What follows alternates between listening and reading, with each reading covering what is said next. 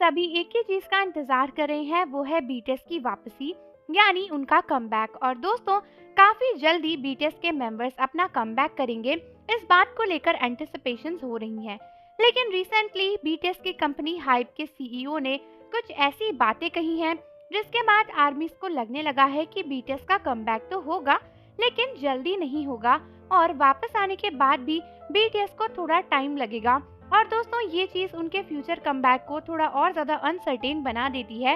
लेकिन उनके सीईओ ने ऐसी क्या स्टेटमेंट दी है बीटीएस को लेकर, वो जानने से पहले आप ये जरूर जान लो कि अगर आप मजे से हंसना चाहते हो और एंजॉय करना चाहते हो बीटीएस के फनी मोमेंट्स, वो भी मेरे साथ, तो आपको फटाफट से हमारा चैनल एडुफैक्ट्स रिएक्शन सब्सक्राइब कर लेना चाहिए, क्योंकि वहाँ पर आपके लिए बीटीएस की एक्सक्लूसिव वीडियोस का भंडार है। दोस्तों, रिसेंटली हाइप के सीईओ, जिनका नाम है ली जंग संग, उन्होंने कंफर्म किया है कि कंपनी बीटीएस के फुल ग्रुप कमबैक की प्लानिंग कर रही है। यहाँ तक तो हम सबको ही पता है और ये हमें बहुत ही ज्यादा अच्छे से पता है कि बीटीएस कमबैक करेंगे, बट उन्होंने बोला है कि अभी मेंबर्स को थोड़ा टाइम चाहिए। उन्होंने ये भी कहा है कि बीटीएस को अपना नेक्स्ट स्टेप सोचने से पहले थोड़े से टाइम लेना पड़ेगा। उन्होंने रिसेंटली अपनी एजीएम रखी थी और वहाँ पर उन्होंने काफी सारी चीजें बीटीएस के रियूनियन को लेकर अपने शेयर होल्डर्स और लोगों के साथ में शेयर करी है।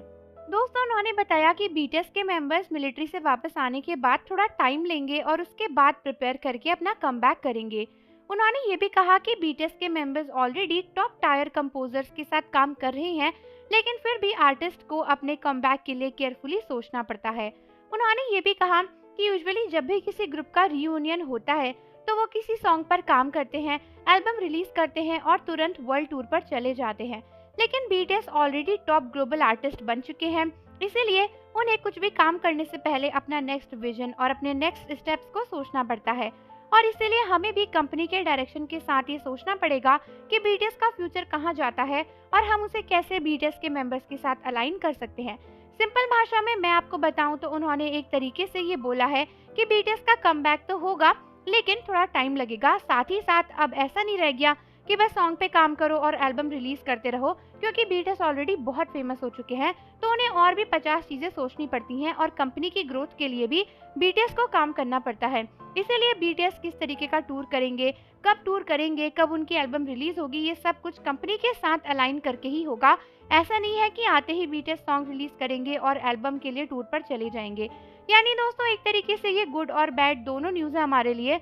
गुड न्यूज ये कि बीटीएस का कमबैक तो हो ही रहा है, लेकिन बैड न्यूज ये है कि पता नहीं कब होगा, कितना भी टाइम लग सकता है। और दोस्तों, साथ ही साथ उन्होंने ये भी कहा कि अगर उनके जो स्टेप्स है वो अलाइन नहीं करेंगे तो आगे की चीजें वो सोचेंगे। यानी ऐसा भी हो सकता है कि बीटीएस कोई और डिसीजन ले या फिर बीच में उनके पास गाने वाने आए, उनका टूर ना हो, तो काफी सारी अनसर्टेनिटी है। आप मुझे कमेंट्स में बताओ कि आप इसके बारे में क्या कहोगे, और जाने से पहले चैनल को सब्सक्राइब कर लो, बेल आइकन प्रेस कर दो। मिलते हैं आपसे अगली वीडियो के साथ।